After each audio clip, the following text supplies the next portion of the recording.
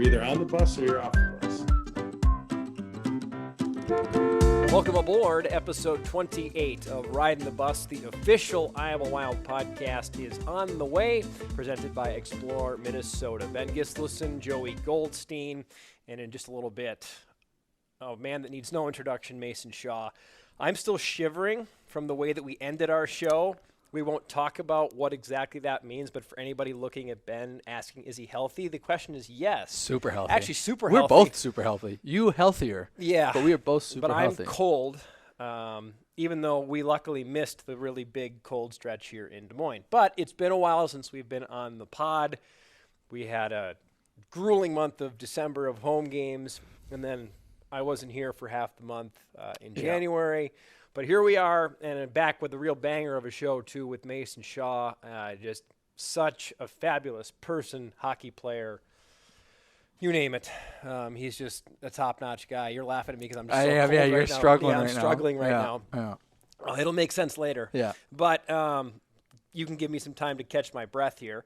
A lot of things have been going on since we last met. The teams on ice play, obviously, they're scuffling a bit right now. The good news in the American Hockey League is it can change so fast. It can change so fast. And there's so many prospects on this team that even though you watch the team as a whole right now and the success hasn't quite been there, there are players that have made huge strides. And like you talk about later in our show, with Mason, the report from up top right now, the way that Brett McLean has been monitored by Bill Guerin, by John Hines, they're happy with the progression of a lot of these prospects. So hopefully that individual progression will turn into some team progression here in the near future. But a big stretch of games ahead for the Iowa Wild, that's for sure. But and the other good news is the Central Division, probably one of the better divisions you can be in this year if you're not a team that's above 500, because Iowa is by no means out of a playoff spot. Mm-hmm. Yeah, I mean, this whole second half of the season is going to be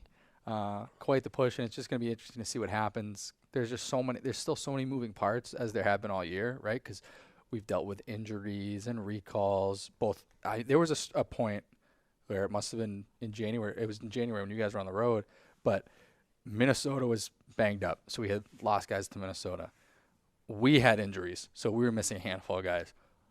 The team down in Coralville was banged up, so there were guys down there who couldn't play. So it was just I've never seen a stretch like that where the entire organization and at all three levels are hampered by injuries to significant pieces. The Manitoba series was like it was absurd. It's just tough, and sometimes that happens, but you've said it a couple times, at some point every team has a stretch at some point, and a good run, I should say, of winning games, and ours, we haven't hit that yet, but it does feel like it's coming. We are scoring. It's not like we're not scoring goals. We're scoring goals, tighten up a few things, and we're, you win some of these games. Mm-hmm. Not to mention the fact that, Minnesota's made a couple moves as of late, so you might be getting some sort of reinforcements. Will Butcher is a new addition for us, which is a big piece. Really liked big piece on the second game of that San Diego set. I really liked Will Butcher. Yeah, the more he gets comfortable here, I think he's going to be a big piece for him. He's an offensive defenseman, which is a huge piece for someone who can be on the power 20. play. Yeah, he's a vet, so that's another big piece. But obviously Minnesota just added another defenseman, so another defenseman I really, really like. Yeah, but Declan Chisholm, I really like him. But is that someone, does that mean Dakota Mermis comes back to us? Does that mean somebody else comes? Like there's a lot of things up in the air right now. Adam Raska's still up there. We could see him at some point. So there's still a lot of moving parts. A long way to go. Obviously, the trade deadline is coming up in March. That's obviously a big piece too. That can change the way your team looks. Not to mention there's that, the AHL deadline. Does anything happen at the AHL deadline where you maybe bring guys in on an AHL deal who can help bolster your lineup a bit? I know we've seen in years past. I think last year Hershey made a couple moves right at the AHL deadline, and they won the Calder Cup because of it, right? So there's so many different things that can happen, but it has been a pretty crazy stretch for us. But just excited to be back here doing this. This has been a while, and I keep getting comments from people throughout at games. They're like, when's the next podcast coming out? When's the next podcast coming out? I keep listening to old episodes to get my fix. Well, God bless those people listening to old episodes. We're back. We're here. We are. Yeah, incredible that it's our first pod of the new year as well. So we're very happy, belated New year to everybody here as we move into February. Your favorite month. Yeah, we're recording this still in January. This, full disclosure, will probably not come out until after the Vegas Henderson series next weekend. But nonetheless, February coming up. I am, let's say, looking forward more to February than I was last year. Vegas this coming weekend, and then Austin, Texas. That'll break it up a little bit for me. Better, I think. Last year I want to say, Rockford was one of the places we were at, and that's no disrespect to Rockford, but it's not the weather of Vegas in February. When you're going anywhere it's in the not Midwest, the weather of Texas. The Midwest in February is exactly we were there what you for think a it bit is. last year, and I don't know. I just remember being in a really foul mood in February. Maybe I won't be this year. Maybe I'll come around the corner. I know my wife has really fun Valentine's Day plans for us that I don't know about, so she's kept it off the radar to this point. There you go. So maybe that'll help perk me up a little bit. Maybe. But we got obviously the All-Star breaks coming up as we're recording this weekend. So by the time you hear this, the All-Star game will have passed. Jesper and Nick Patan are both going out there. I'll be out there to kind of cover things. From a social perspective, do you have big All-Star break plans? You going anywhere, or you just got one word, locking the door, couch. shutting it down? Couch. One word, couch. I got PTO planned. No one from hockey ops can bother me, hopefully. PTO means no one from front office can bother me. Shutting her down. Yeah. Shutting her down. Those days are nice. Yeah, needed. I think it was 24 games in 2 months for Iowa, and just a grueling stretch of games. And I think it may have showed a little bit there towards the tail end of it. I think everybody on the hockey ops side knew that even just this week that we're recording this was just a little bit back to some normalcy. It was an incredible amount of midweek games too. Yeah. And those Wednesday one-off games, or a Tuesday, Thursday, Saturday type set, those midweek games, which again is more of what the National Hockey League looks like, but those midweek games can really be the trying part of it, because it's nice right now. We played Saturday at home. Now we have Sunday, Monday, Tuesday, Wednesday, Thursday, travel day. You got that whole week nice to kind of recovery. Mondays don't hit as hard when you've got a full week to get ready for whatever the next show is. Yeah. When you got a game on, we're coming back from Tucson, Rockford, and a game on Monday, and then a game on Wednesday, Friday, Saturday. It's just like that's a run. So I'm looking forward to All-Star break. I think everybody looks forward to All-Star break every year, and whether you play, whether you broadcast, whether you market direct, or whether you're Allie Brown running the show. I mean, everybody looks forward to it because it's a time to kind of just decompress a little bit, and there's not the strain or stress of an upcoming, et cetera, waiting for you in front of those days. So it'll be good, but there's been a lot of good in the first half too. As much as I think fans might say you're blowing smoke, Ben, I would say,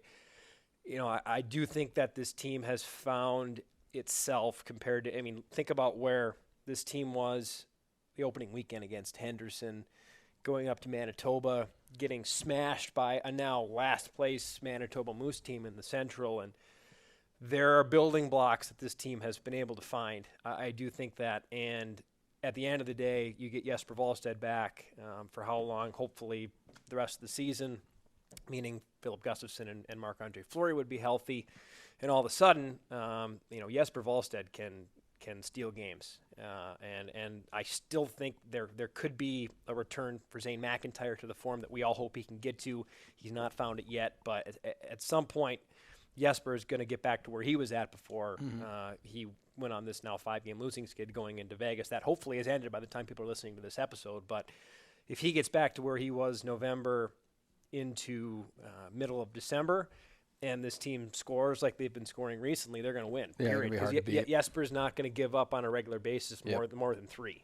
A lot of nights more than 2. They had that stretch November to mid-December where they were the best defensive team in the American Hockey League. Jesper was a big part of that, but also they were defending really well, and they were giving up no more than 2 per game. Now, they weren't scoring during that time either. I remember you texting me, though, in the middle of that. There was one game in the middle of it, and it was just kind of unprovoked, but I got a text from you where you said, if this team defends like this, they're going to be fine. Yeah. Because they just weren't giving any opportunities to anybody. And to me, I think goals can scoring can be like what we've seen. They can be fickle. They can show up at the most random times. They can disappear at the most random times. Defense, yes, as you know, recently the D hasn't quite been there for some of these stretches. Texas lost, San Diego losses. But even that's a somewhat small sample size. Yeah. Even when they went down to Tucson and lost down there, they only gave up 3 and 4 to the best team in the Pacific. Listen, scoring goals is hard. Like, okay, Austin Matthews is really good at it, and David Pasternak is really good at it. But it's hard to do. Yeah. It's not easy to score goals. That's like, I mean, that's what guys get paid millions and millions of dollars to do, and not a lot of guys get paid those millions and millions and millions of dollars. It's not an easy thing to do. I think the other factor of it is we're so young. We had so many young guys who are still just acclimating themselves to the pro game, who all have very bright futures too. So it's just like there's a patience element to it. I think that that comes along with it, right? Patience It's just is the word. and it can be tough and it can be frustrating at times, but there's a lot of positives within that if you can, take a step back and look at, sometimes the bigger picture. I think it's very easy to see some of those things. Patience is the key word, and it's hard to be patient, and it's especially hard to be patient when you are a fan because you want so bad to will your team into it, and you can't have an impact on it. It's hard to be patient sometimes as a broadcaster. Trust me, no one wants these games to start to shrink down on the score more than me when it's 7-0 in the second period. That's a hard spot to be as a broadcaster too, but growing pains are real. This team has had an incredible, I would say, mentality through all of it. I've been impressed by their ability to just sort of not in a careless way, but just in a mature way, let some of the negatives that have been recently roll off their shoulders. And again, the silver lining to all of it right now is it won't take that steep of a run to all of a sudden have Iowa get thrown right back into the middle of the division. They're going to have to win some games in a row. Division's not great, though. They're going to have to do that. They're going to have to peel off 5, 6, 7 in a row, which, again, most teams do. But if they do that, they're going to be right back in the thick of things, and it'll be very easy to forget about what has been obviously a rocky stretch from December now into February, really. We talked about patience before we throw it over to Mason Shaw. I think we speaking of patience, you want to talk about a patient guy? Yeah, but I think we should talk about your patience. Our West Coast road trip was 10-day road trip, which been commonly referred to on the broadcast as a 10-game road trip. No. I tweeted it. I tweeted it mistakenly, and you said it on the air. I said it on air. Oh yeah. Wow, so this was clearly there was some just like deep-seated lie. Yeah, that you I were had just in my like. brain.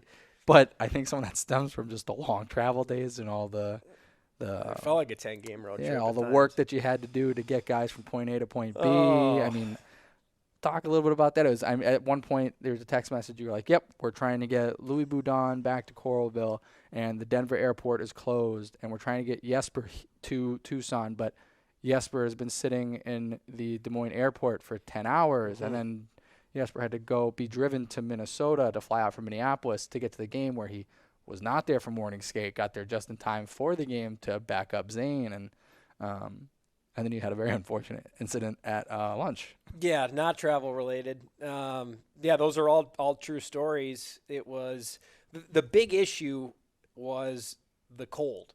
I think it was 5 or 10 below here in Des Moines. I think it was even colder. Real feel with the wind, it was like minus 40, but actually outside, yeah. And in Denver, it was even colder than that. And the hard part, Tucson is not a big airport. And the best way to get there is via Southwest. And Southwest, they wiped like everything on, I forget, I think we got to Tucson. Which game of the 10-game road trip was this? Tucson was the midweek, so Monday, Wednesday? Yep, so we would have gotten there. Sunday? We would have gotten there the day after our last game. Yeah, we played Monday, Sunday. So this was Monday. Yeah, so this was Sunday evening. I was working on this. Luckily, it was beautiful there. I was sitting out by the pool, and half the team was out there. The staff was out there just watching and laughing at me, like pacing and making, two phones. And the classic, the Joe Hicketts. Yeah, the Joe Hicketts picture photo he took of me last year, multiple phones and trying to figure it all out. And essentially what kept happening was, for both Jesper and Ben Brinkman, who was a PTO player we signed, trying to get him in from Coralville, also for that Monday game was the flights that they were on kept getting bumped and bumped and bumped and bumped and bumped. And the hard part about that from a travel director standpoint is when do you say, okay, I've seen enough bumps where I'm going to pull them and try to put them on something else? Other flights were getting bumped as well because of Denver was a nightmare apparently, and everything to get to Tucson, at least that day, needed to go through Denver. And so Jesper sat at the airport and Ben Brinkman sat at the airport, and then what we wound up doing was, because we had actually flown Nick Patan out that day, Jesper wanted to come back to Des Moines first. We didn't think this would be an issue at all. Sure, yeah. Nick opted, he was also coming back on the same day as Jesper. Nick opted to stay in Minneapolis, said I'll fly out of there. That wound up being simple. It was a direct flight right out of Minneapolis down to Tucson. We ended up having to send Jesper to that same flight the next day because we wanted to take the connecting flight, and we wanted to take Denver out of the equation. Yeah. So that worked, but nonetheless, it involved, finding Jesper a ride to get up to St. Paul, and of course our car service provider. There was the Iowa caucuses that weekend, so they were booked up. Our car service provider was booked up. Busy with what? what? Yeah, busy with what? So we ended up having to have one of our equipment, not even equipment managers, but our locker room attendants. He was already on his way up there anyway, so he took him on a ride up, and Jesper said it was awesome, and Randy was great, and it was a true example of coming together as a team to figure out a problem, a solution to a problem, because the minute I'd gotten the flight figured out, we're like, okay, we got a plan, and then of course the car service, that ball drops, and you're just like, what are we gonna do? Yep. And that's where you think of people like Shaky Kraus, who just said, oh, yeah, no problem, bro, we'll figure it out, and he connected, and we made it work. And then you're just sitting there, you're like, oh, I can finally breathe now. Everything is good. Let me sit down, have this nice plate of pasta, have no issues. And that was the next day. Yeah, the next day. Ben thinks all's good, all's peachy, yeah, all's fine and here. dandy. We get Ben Brinkman We're good. here. Everybody's Yep. here. Everybody's where Yep. they need to be. I can relax. Nothing could possibly go wrong. This plate of pasta looks great. Let me. Look at that pink Himalayan salt. Let me grab some of great that. salt. And really good salt. Just goes to dump some of it on, and here's the photo. It went everywhere. And the text from Ben just as he's summarizing the whole weekend, and then just like a brief pause, and then it was, "Oh great, now the salt has exploded all over my pasta." And I was like, "What?" And that's when you sent me this picture, and I Some realized. people probably criticize me for salting my pasta. Do you put salt in your pasta? No, I think it's a little weird. Yeah, Yeah. I like salt. Yeah, well, Yeah. you got plenty of it. Yeah, now. I sure did. Yeah. I sure did. But so it was.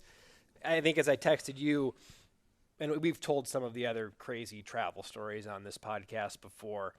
Our actual team travel on that trip, we had like a delay or two, but it was pretty smooth sailing. Yeah, Like, it was we all didn't- the additional stuff. Yeah, we didn't have a whole lot from the team. It was the individual transactions, and there was just so much, and there was like you said, Minnesota had needs, and then we had needs, and Coralville didn't have all the people that we normally could pull from there. So it was just one of those days where everything kind of twists together and then becomes one big problem, but there's 9 different tentacles to it. So Sports. yeah, live sports, man. It all comes back to live sports. But Let's get to yeah. Shazi. Speaking of a guy We who ramble for a long yeah, we time. sure Sorry, did. guys. Speaking of a guy who has, and the problems in my life in Tucson are a thimble of what Mason Shaw has had Patience. to go So through. you want to talk about patience. This is the guy and who's got just truly one of, if not the top guy you'll meet in hockey. This is an incredible human, an incredible hockey player, and it was a real treat to get to chat with him. So without any further ado, and we've had plenty to talk about, too much to talk about. Most of you hopefully have fast forward past all this by now. Let's get to the man of the hour, Mason Shaw.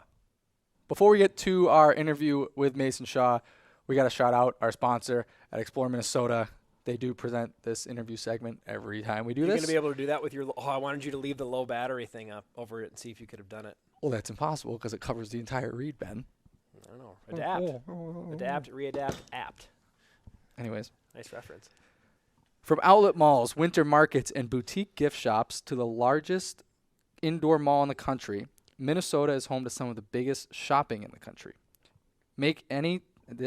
I'm butchering this. I'm still cold. Well, you got to leave this in now. I'm still cold. From outlet malls, winter markets, and boutique gift shops to the country's largest indoor mall, Minnesota is home to some of the best shopping in the country. The whole nation. Make any day a snow day and come get some retail therapy. Plan your dream trip. ExploreMinnesota.com. People are going to be wondering why we're cold the whole episode. Yeah, Yeah, because I we'll was get cold there. in the segment. I've kind of warmed up now. Yeah. And now I you're actually cold. I feel really good right now. See? Yeah. Told Health you. benefits. Health benefits. Super healthy. Okay. Mason Shaw. On to period 2 with a guest that I know Joey and I have been really excited to bring to all of our listeners, to all of our fans, and not only that, but just to sit with and talk with. I mean this when I say this, Mason.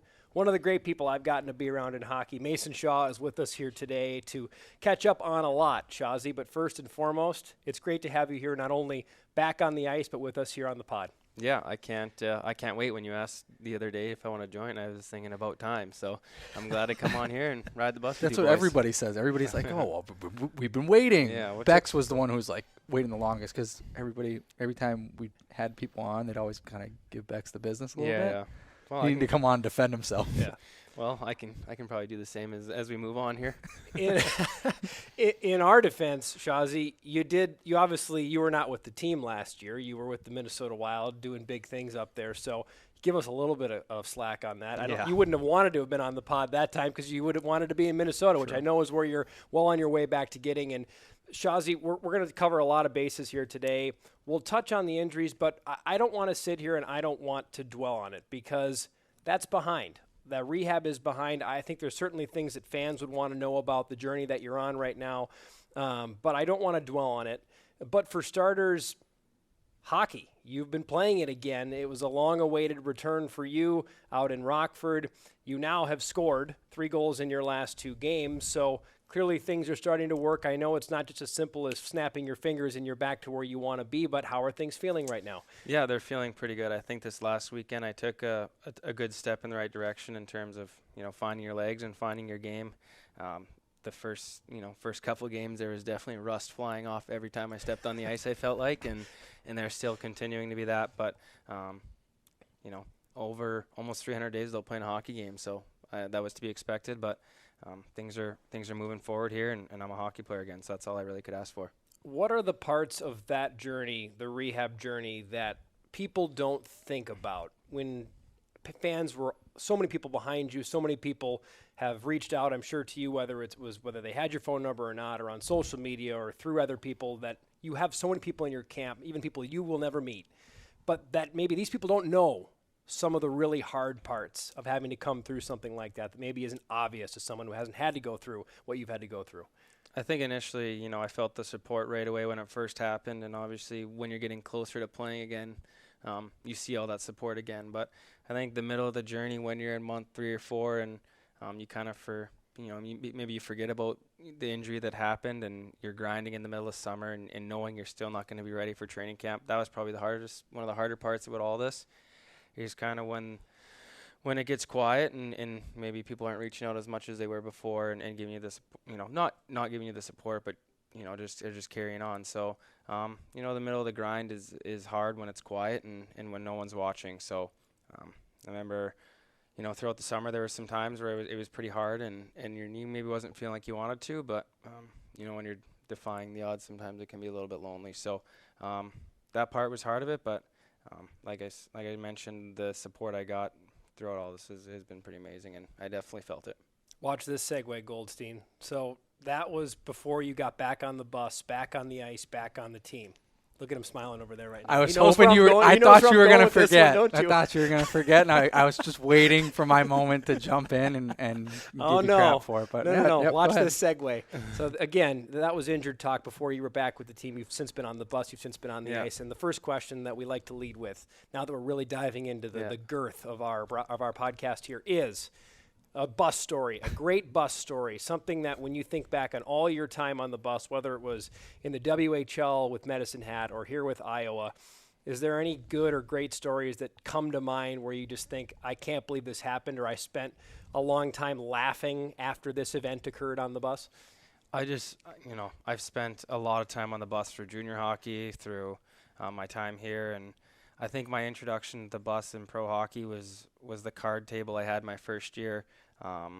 there was Nate Prosser, Cal O'Reilly, Matt Reed, Matt Barkowski, Andrew Hammond, Mike Liambus, and then that year the two rookies that snuck their way into the card table were myself and Mitch McLean, who I'm great friends with now. So Doesn't surprise me at all, by the way. Those two, you two sneaking in Yeah. there. If I had to pick, yeah, that sounds we about made right. our way back into the card game early, and just so many memorable laughs. And to this day, I still remember that group of guys and being welcome into that card table. But I took a lot of the brunt that year, and that was okay. As a rookie at the card table with those group of veterans, I was very much well supposed to. So, in terms of a specific story, I maybe can't put an exact time frame on one, but just being at that card table and the experience, and that's probably the most fun I've ever had on a bus is doing that. So we called it the submarine. I remember that bus didn't have any windows in the back, and just a lot of mornings. R.I.P. now, the yeah. submarine. It's Yeah. officially been Yeah, laid to we- bus. It's gone to bus heaven. The submarine. Yeah, It's this gone new now. one, we got the Yeah. spaceships, unbelievable. So the double decker. So just probably that experience for me in terms of bus stories, I guess, bus memories. Is there a frequented Matt Bartkowski line that he would use? Because that guy had a line for everything. And I only briefly caught him my first year here, and that was a shortened COVID season. When I say Matt Bartkowski, what hilarious lines come to mind with that gentleman? Oh man, every single line you've ever heard is he's got it in the book. But I don't know. Anytime in cards we played 7 up, 7 down, and if you'd ever trump his card or do a chop and pull all the trump out, he always had something to say about that. So in terms of a specific line, maybe I don't have one, but he had a lot to say every time in the card game. So miss him a lot, and it was a lot of fun. Going back a little bit to what Ben was talking about at the beginning, I think obviously your career and everything you've been through this point has been pretty well documented, but everybody's path to the NHL is so different, right? And how they get there. Is there anything that obviously through your journey now that you're here, and I mean still at 25 years old, right? You're one of the older guys in this locker room. Is there anything that you've been able to take through your journey and kind of sharing that with the younger guys in the room now who may feel frustrated at times in their first or second year pro, and they hit that wall halfway through the year? Yeah, I think the biggest thing I've learned is it's a journey. It's not a sprint. There's no perfect recipe on how you can get to the next level or get your game to the next level. I think there's been everyone throughout their career has ups and downs, and early on in my career, I mean, I wondered if I was ever going to be able to get to the point where you could take the step to the next level. And I had a lot of good veterans around me that are like, hey, you're just a kid. You got a lot to learn here. You have time. So I think, the biggest thing that I can try to share to younger guys is this is a journey. It's not going to happen overnight, and there's going to be times when you're playing great hockey, and there's going to be times when it's not going so well. So I think just understanding and knowing that's going to happen, and try to just eliminate those rough stretches of hockey. But it doesn't happen overnight, and it sure didn't for me. Peel back a little bit more behind the curtains, more behind the scenes, things that I don't think the average hockey fan knows. So after the 21-22 season, you were named by the PHPA the AHL rep of the year, basically.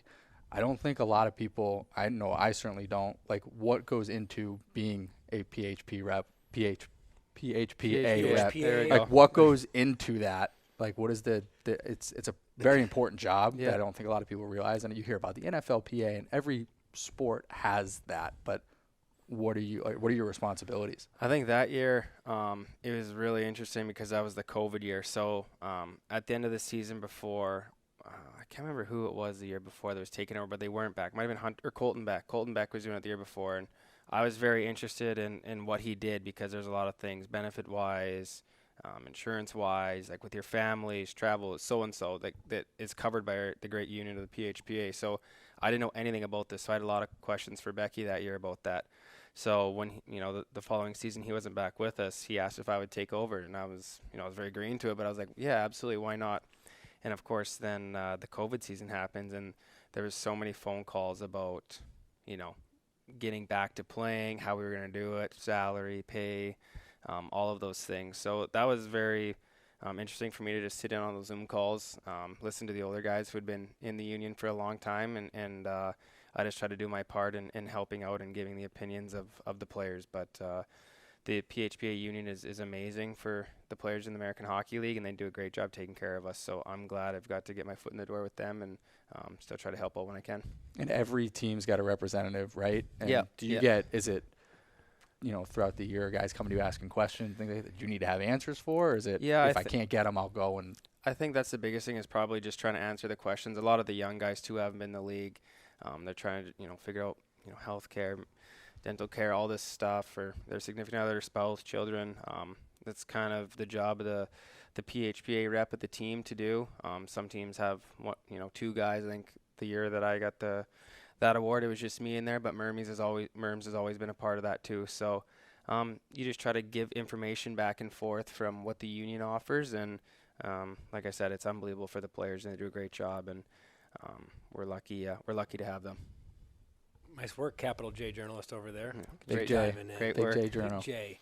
I do want to touch on that a bit, Shazi. You and I were talking out in Tucson a little bit about the growth that you've had personally from when you arrived to where you are now, away from the rink, and taking care of yourself and learning more about being not only a pro hockey player, but being a professional adult too. And that's something that these guys, especially this year's Young Wild team, they're in the teeth of it right now. They're coming in 20 years of age, just like you did, young right out of the WHL or out of playing pro over in Sweden or what have you, and they're having to learn what it's like to be an adult. What are some of those things that guys have to figure out, and are there support systems for it, or does it sort of have to come from the locker room and come from older guys like yourself, like a Dakota Mermis, like a Cale Kessie, an older player that's been through it before? It was incredibly hard my first year. Wasn't hard, but it was a change, I guess, and I didn't know what to expect. I was moving to a new country, your first time, living on your own. I had billets in junior, so your every meal, laundry, like all that was taken care of. So you always had someone looking after you, and now you're 19 years old. You got to figure it out on your own in a different country. So my first year, I roomed with Carson Soucy, who I was very lucky. He was from basically my hometown back in Alberta as well. So we knew each other very well, and then he kind of helped find our spot where we lived our first year. But it was all systems go in terms of getting couches, beds. I mean, I had nothing. I had to get dishes. I think my grandma bought me that for my birthday present in November. She bought me a bunch of dishes and stuff. So transitioning to life was a challenge in itself, and in the game and pace is just as hard, if not harder. So the balance of life away from the rink and life at the rink, it doesn't stop. So I think I relied on older guys and the vets around you a lot your first couple years, and I feel like I got it figured out pretty good now how life kind of works in pro hockey. So I enjoy getting to help the young guys out, and I hear stories when I got here about guys sleeping on sofas for like 2 or 3 weeks, like not even getting a bed, and I'm like, come on, you guys, let's help ourselves out a little bit. But it's always an interesting start seeing how some guys, cook food they've never cooked before. So helping them cook and whatever. It's, it's part of the journey. I think it's something that's so cool about hockey, but you definitely, the biggest support system's your teammates. This is your family. So, you have guys living on their own for the first time at 20 years old, and they need some help. So that's the duty of everyone in the locker room, and especially the older guys, to help them out. Along those lines, and I won't ask you to divulge names, one, because you wouldn't, two, because I wouldn't ask you that in the first place, but is there any one story that you've heard of a question or something that jumped out to mind where you just, like you said, well, come on, guys, what's going on? And are there any stories that maybe you were involved in early that you look back on and think, how didn't I know this? Yeah, you know what? I like to think that coming in, I had a good idea of what I was getting into, so I was heading to Hobby Lobby right away. I was putting stuff on the walls, and I feel like my sheets at least matched and everything. But I mean, I know teammates I've had in the past who sleep on an air mattress and maybe take a pillow from a hotel that they had on the road and bring it back. So just funny stuff like that. They don't leave much to live in, and I feel like I'm a little bit different that way. But I've always tried to make my home away from the rink feel like home, because we spend a lot of time there. So Hobby Lobby was big to me early on, getting the feng shui on the walls. Do those things happen at the NHL level too? Yeah, I think so. I mean, once again, you're moving into a new area, a new city you're not used to, and last year, once again, I obviously started in the hotel at the start of the year, and then when I got the move-in letter, me and Connor Dewar kind of got those at similar times, and Alex Goligoski reached out to us. He had a townhouse in the North Loop in Minneapolis, and we moved right in there. So we didn't have to do too much because it was already fully furnished and set up. So that was kind of a dream, to be honest, how that all worked out. And that's where I stayed for the summer. So I owe Goose a lot, that's for sure. Mentally during that time, I can only imagine the battle that you had to go through, and Connor Dewar, anybody who's been in that spot before. Dakota Murmis has been in that spot this year. Yeah. When you are this close to achieving the dream, to getting that housing letter. For people at home that don't know, it's the difference basically between being up in Minnesota knowing you might be getting sent back down, and you are here, you are staying in the National Hockey League. You received one of those last year. Wasn't right away, though. Again, you were the captain of the Iowa Wild before the season started. What did you learn about yourself, and what was that mental battle like of probably, I'd imagine, not thinking too much about that letter, but also knowing that it's still almost like dangling out in the wind there, thinking, I'm chasing this down? Yeah. Yeah, I mean, right away, I think it started in training camp that year. I felt like this was finally a time for me to push to make the team in Minnesota, and my training camp went really well, and I started the first weekend down here with Iowa and got the call after that.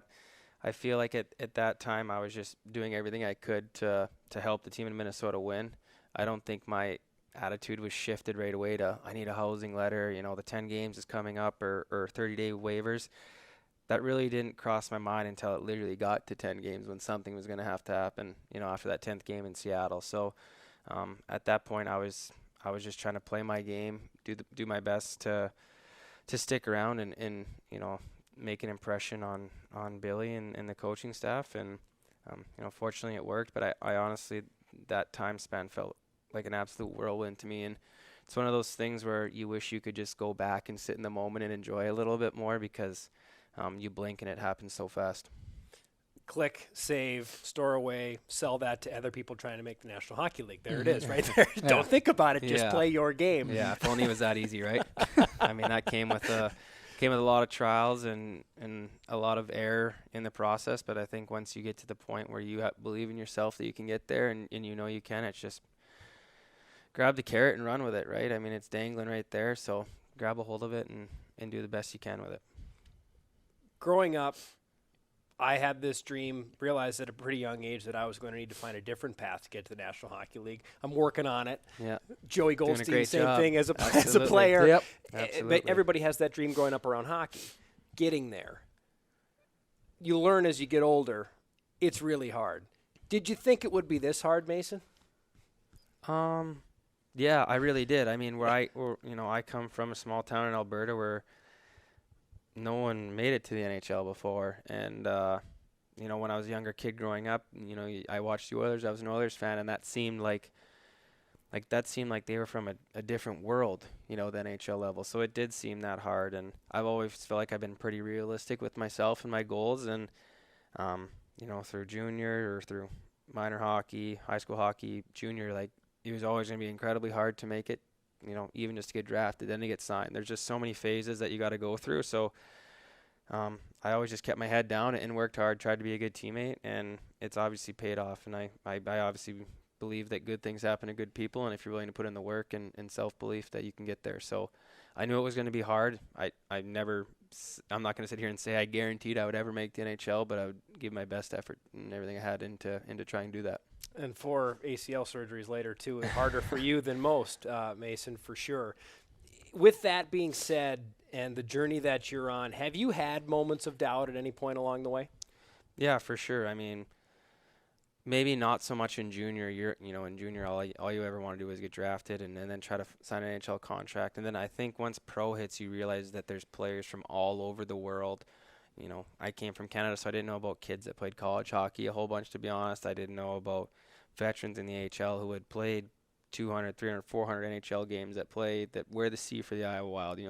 There's stuff like that. Then you're like, there's a lot of guys trying to get to the top of the mountain. So, there's moments where I probably thought I didn't know if I could get there. You don't like where your game's at sometimes, and it's trending the wrong way. But I think that just relates back to it being a marathon, not a sprint, and you can't quit on yourself too early. And I was watching the golf documentary. What's that called? Something swing, full swing. Full swing, yeah. And then there's just a moment in there where Justin Thomas, says to his dad, when he wins the second major, he's like, good thing we didn't quit, kind of thing. And it's like every hockey player's got that chance at some point in their career, or whatever your career is, to quit and try something easier. But fortunately for myself, I stuck with it and had good people around me to keep pushing me. And I guess here we are. We're still playing pro hockey after 4 major surgeries. Fast forward to now, from talking about that mental battle of a very small window of time when you were trying to get that letter to stay in Minnesota. Same mentality now. Keep your nose down. Take it one day, one stride at a time. Is that it? Absolutely. To get back? Yeah, I think I've also got a glimpse to see, what life could be like, what your life could be like after hockey when you're not in the locker room anymore with your guys, and that just gives me a massive appreciation for coming to the rink every day and getting to enjoy my teammates, because unfortunately it probably comes sooner than we'd like for most players, and you don't necessarily get to decide when that time's over, or a lot of guys don't anyways. So for me, it's a pretty simple recipe right now.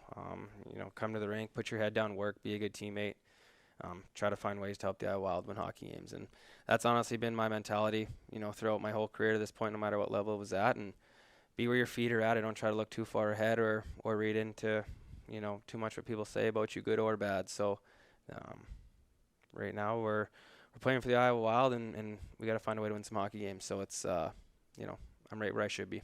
I got some questions about cattle ranching. I want to get there, but before I get there, I have one last question on Minnesota last year.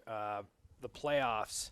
I woke up to this because I wasn't at the game when you did the Let's Play Hockey before the game, and let's look for our fans and for you too, Sure. knowing this. I was at night one. My family's been season ticket holders of the Minnesota Wild since the opening day of the Xcel Energy Center. I've seen I don't know how many of those Let's Play Hockeys. I woke up, saw this, someone sent it to me overnight, and I woke up, and you want to talk about like just waking up to an instant coffee hit in the morning. When I watched that, I about ran through a brick wall in my house. For you, there seemed to be some juice behind that. Take us back to that moment, because that was a pretty surreal moment, not only the way you handled it, but the way the crowd responded to that incredible Let's Play Hockey moment prior to a playoff game that year. Yeah, there was a couple I guess small scenarios to the situation, and it all started. Aaron Sickman asked me if I wanted to do the Let's Play Hockey before the game, and I always sit on the bench with Connor Dewar before the game, and we knew our roles. We didn't start a whole bunch of hockey games, and so we paid quite a bit of attention to the Let's Play Hockey, and we always said, if we get our chance to get up there, we're gonna make sure it's felt. I don't know what we're gonna say, but we're gonna make sure that we bring some noise. So I was sitting on my patio at that time of year, and it was before Game 2 of playoffs, I think, and I was sitting with Con, and I was like, yeah, Sicky asked me, but I said no way. And he, Connor kind of gave me some. He's like, why not? Like you said, if we got the chance, we could do it. Now you can. So I was like, you know what? I do not want to do this. This is, but yes, Sicky, I will do it. So I replied. And the then, classic player response to every question. When I asked you to come on the podcast No, today. but okay. No, Ben, I don't want to do Yes, it, but we'll come on. Exactly. So then there was that. So I committed to it. None of the guys knew other than Connor. And then, I watched some videos, and I was trying to figure out a way that I could get the crowd going. And obviously it's playoff hockey, in Minnesota. There's nothing better than that in my opinion. So Kalen Addison, I couldn't drive yet because I was just out of surgery. He picks me up, and I told him to be there. I can't remember what time it was. Say it was 6:45. Well, he must have got there at 6:55. So we were rushed the whole time to the game, and by the time we made it got to the rink, Sicky's texting me like, "Where are you at? Like you're up in 2 minutes." So I remember getting up there. I got there just in time. They handed me the mic. The video was already going, and I completely slipped my mind what I was gonna say. And a couple people in the crowd seen I was going up there, and yelled and "We miss you," whatever, all this stuff. And I got a little bit emotional right before I was about to go, and then the light goes on you, and you just hear, "Take it away, Mason." And I kid you not, my mind went completely blank, and my only response was just start yelling into the mic. So I think it turned out okay, and I felt good about it after. So it was my way of contributing to the team. Obviously, I couldn't do anything on the ice with my injury, but just kind of the mentality we had of any way you can help out, and that was my way to try to get the crowd into it for the team. And the crowd was pretty amazing how they responded to it, and the guys played a great game that night, so I like to think it worked. It's okay is the understatement of the year. It went okay is the understatement of Ben the year. told you he wanted to run through a wall the minute he From woke Des up. Moines. I was in Des Moines trying to run through a wall. That was 10,000 volts of pure electricity. Yeah. It was unbelievable. It was incredible. We got to try to get that so we can put it on. I'm sure we can get it from Minnesota. I think we can get that so we can put It this on. exists. If people haven't seen it yet, we got to make sure they see it.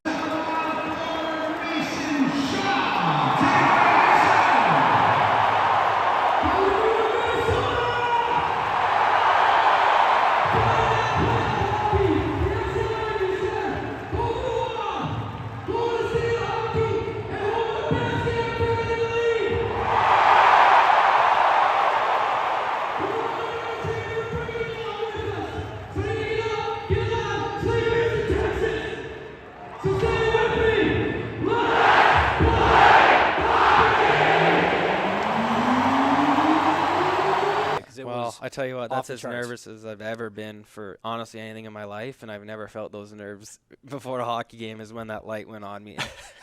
I remember after I was still shaking, I think about 20 minutes later. So like I said, it was my way of helping the team out, and they responded great to it. So I guess thanks for the guys for that too. I'm so glad I asked. And I think maybe it went so well because you did you blanked. Yeah. Like, Yeah. If half the time, as someone who speaks in front of a camera a lot, half the time when you overthink things is when it doesn't go the way you want it to go. When you just speak from the heart naturally on camera, that is when you get some of the best Yeah. stuff. So maybe that is why. Absolutely. Cattle ranching.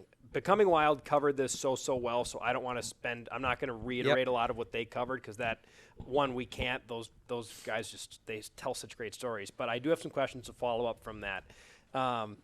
Cabas, am I saying that correctly? Cabas. Yeah. Which is how you call in the cows. Yeah, that's how we, for the most part, they don't always come. It doesn't always work, but that's always the first attempt, whether we're gathering to move pastures or calling cows over to the feed bin, whatever it is. That's usually the way they respond and know it's you. So that's what's worked on our farm. And your great-grandfather started the farm, correct? Yep, Yes. So correct. this has been in the Shaw family. It's been always Shaw, or your dad married into it? Yeah, it came from, so my mother's maiden name's Fletcher, so it came from the Fletcher side of it, and then me and Dad kind of just got acclimated to it a little bit later on.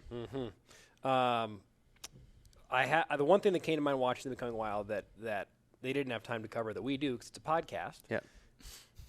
There has to be a couple of great lost cow stories of like finding a lost cow or tracking down lost cows. Are there any just great tales that you have from making sure you got every member of the herd still together? You know what? I think some of the best memories I have, just being on the farm and through my years of experience of it was the year of the COVID year. We got shut down in March, and obviously that was a very tough time all around the world.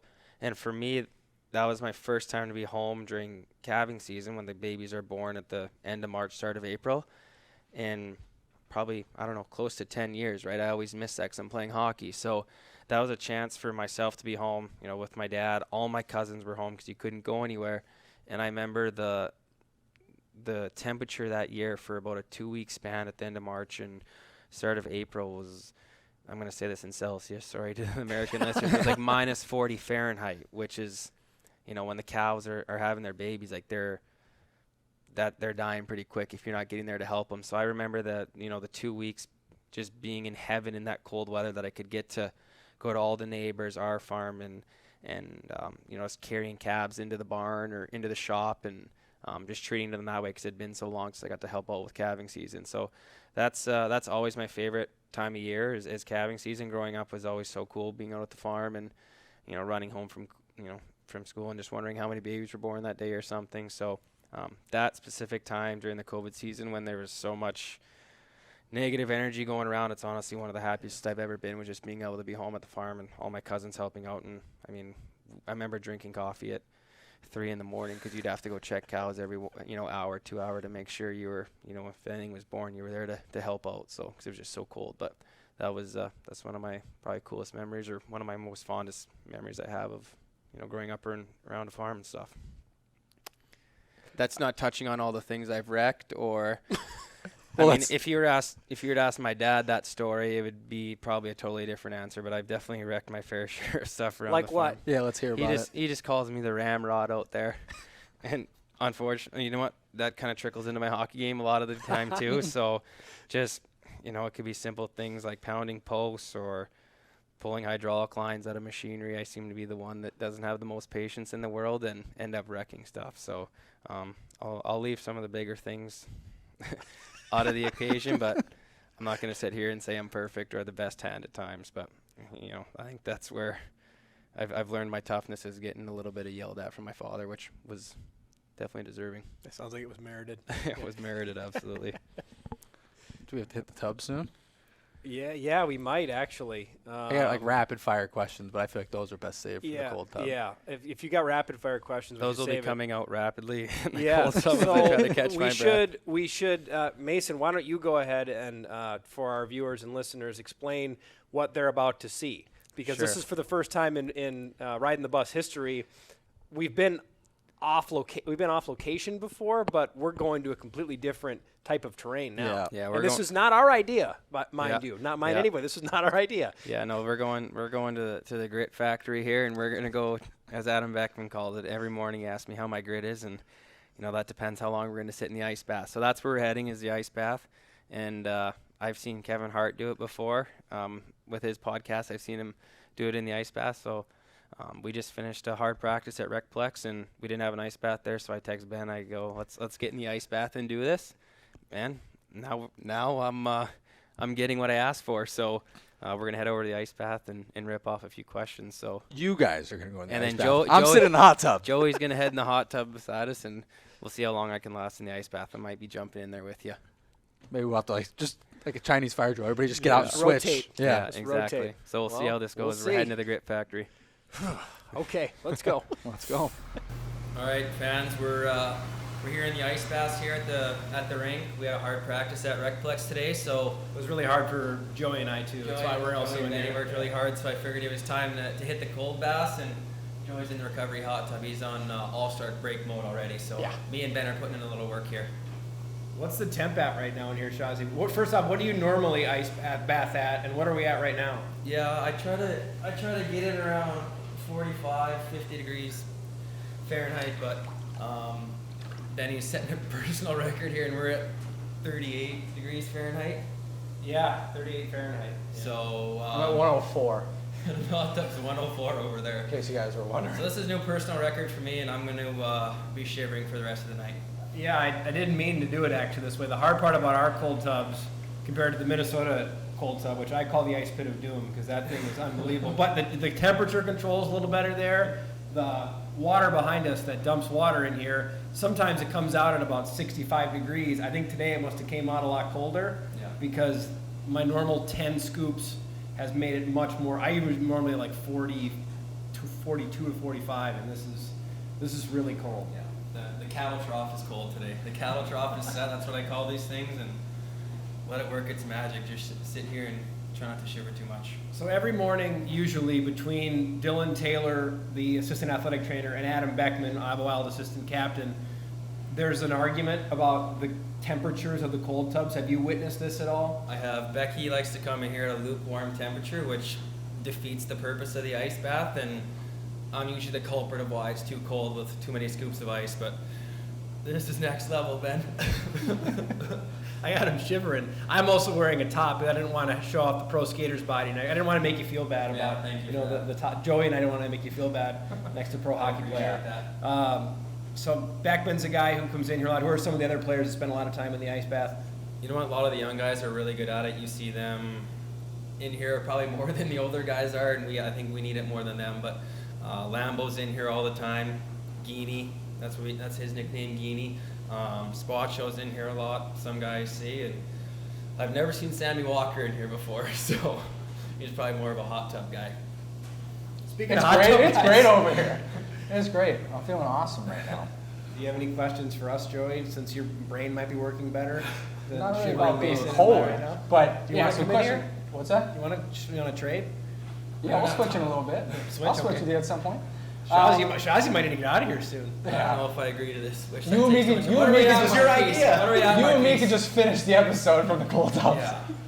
It's not a bad It's all about keeping your mind busy. So usually when I'm in here, I'm I'll play Candy Crush sometimes if no one's in here to keep myself busy and play some tunes. Usually get some Nickelback going or get fired up to get in here. It takes a lot sometimes. Nickelback has been really popular recently again. I'm not a big social media person. Does anyone know why they've been popular? I've been hearing them in the locker room all the time. Sammy Walker's been crushing the Nickelback recently. They used to get such a bad rep, but I mean, Nickelback's good.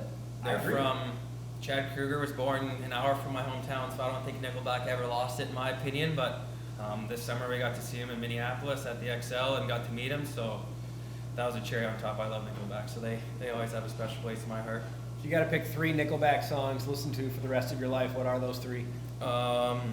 Saving Me, probably my favorite, 06 Oilers playoff run. That was the theme for CBC that year. That was really cool. Check it out. Photograph, because that's about where they're from in Alberta, and I'm from Alberta, and probably Burn It to the Ground. Those are probably my three tops. I don't know 2 of those 3. Burn It to the Ground's a good one. Is it? Yeah. I'm not as deep enough of a Nickelback guy. I know like the classics, right? Like Yeah. Rockstars. Play the hits. I know Photograph. Play the hits. Yeah. Yeah, that's listen to Nickelback playing the hits. All right, so you've been in Des Moines for a couple of years now. You know the area pretty well. What are some of your favorite spots? Favorite restaurants, Sure, bars? What are your favorite sure. places to go? We eat a lot of Luca here in the East Village. I'm not doing that, Ben. I also have a shirt on though. I'm cheating. We go to Luca a lot.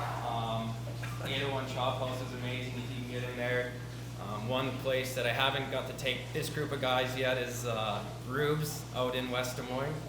You cook your own steak there, so I think that's one of my favorite places. And we go watch a lot of sports at the Iowa Tap Room. Great spot for football and some beers. And one of my favorite bars that people probably don't know about is the bar in DeSoto, which is out west, probably 20 minutes away. And pool table, darts, what more could you ask for?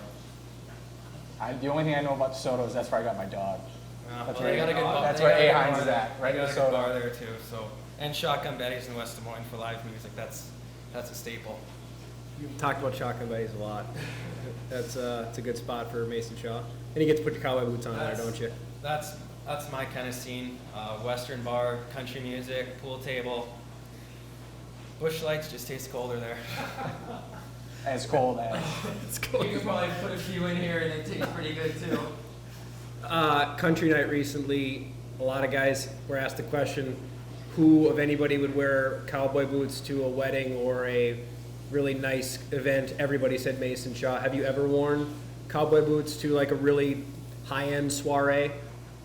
You know what? I got a lot of answers for that, and I think that just goes to show how little we have of Western, because for the most part, if I'm wearing boots, it's at home, it's at something like that. So the formal event, I always mentioned it, but usually I just stick to my dress shoes for the most part. But if the boots are on, it's because we're working at home. How you doing? I'm shivering more as we're in here. I thought it's supposed to get better. All right, I got four big moments in your hockey career. I want you to rank them for me. So you got draft day.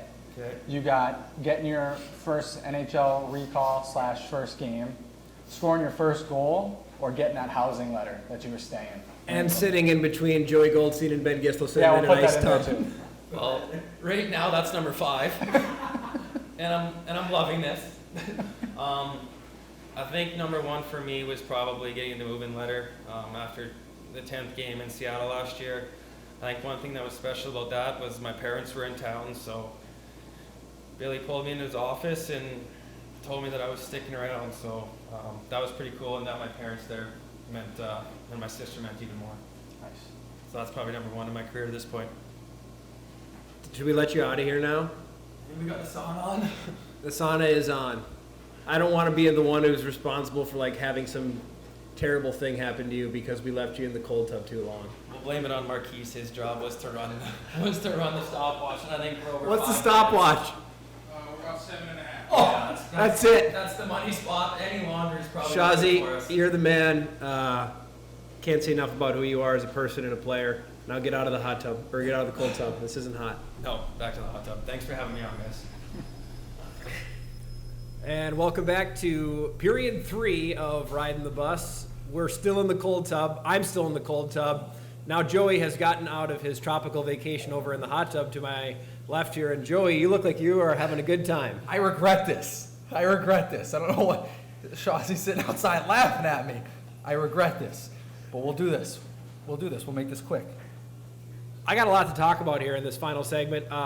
Joey, first and foremost, Mason Shaw is so beloved by so many people, and I think our podcast did a pretty good job of demonstrating to anybody who's not sure why you should love Mason Shaw, why you should. I mean, it's hard to find a better person than him, and hard to find a player that you can believe in more than Mason Shaw, just for a million reasons. What a quality human. Yeah, he had a lot of respect for me before coming into this.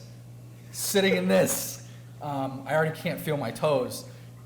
It's just even more respect generated. So, yeah, I mean, hell of a human being, and I'm glad we finally got him on here.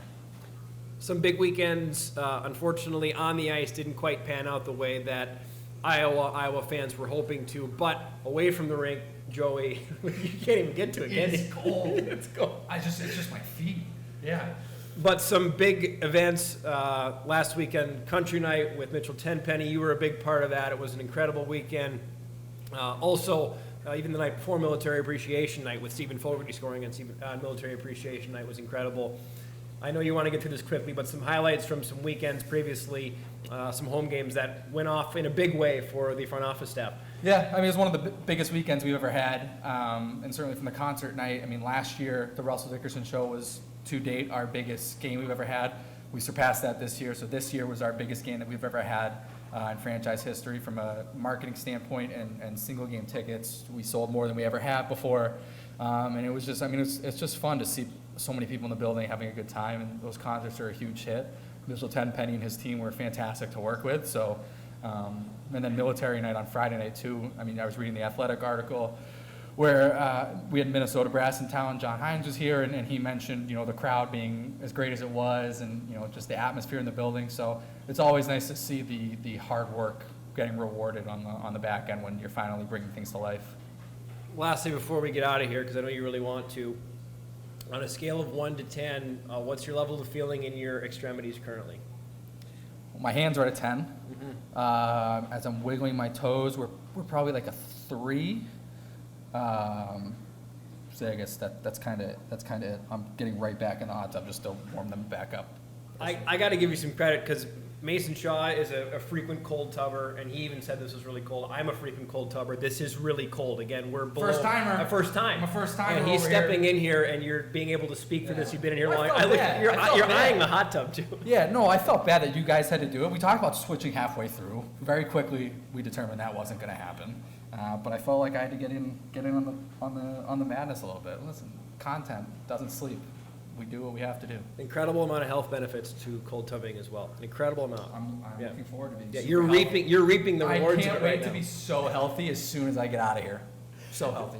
And that time is right now. Joey, thank you for this. Marquise Jones, thank you for editing, as always. Also to Mason Shaw for joining us. And to all of you, our viewers and listeners, for tuning in. This has been another episode of Ridin the Bus, the official Iowa Wild podcast. Until next time, 2 honks for a very cold victory. Get to it, man. Just get to it. 2 honks for the win. We'll see you next time.